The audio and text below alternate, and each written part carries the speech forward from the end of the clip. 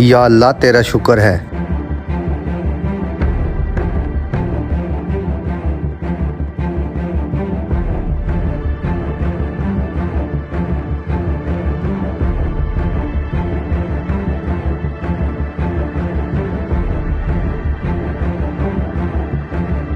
अस्सलाम वालेकुम अंकल। वालेकुम अस्सलाम। बाबा जी आपको पता ही है बारिश का मौसम है, मेरे जूते खराब हो गए हैं, मेहरबानी करके इन्हें पॉलिश तो कर दें। जी जी बेटा, आप जूता उतारें, मैं पॉलिश कर देता हूँ।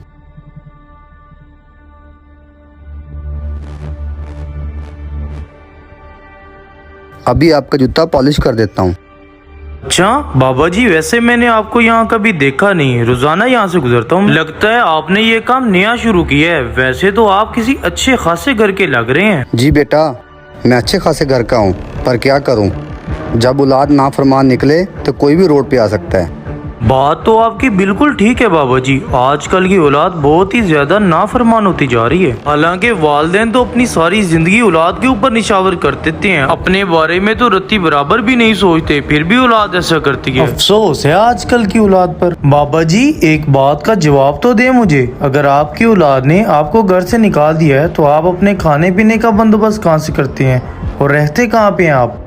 बस बेटा, जब कभी काम अच्छा हो तो रोटी और सालन ले लेता हूँ, अगर काम अच्छा ना हो तो रोटी लेके पानी के साथ गुजारा कर लेता हूँ। और रही बात सोने की, यहीं सोता हूँ, अल्लाह का शुक्र अदा करता हूँ और रात को इस बोझ को अपने ऊपर लेता हूँ और सो जाता हूँ। लें बेटा, आपका जूता पॉलिश हो गया। अच्छा बाबा जी, कितने पैसे हो गए हैं? 50 रुपये हो गए बेटा।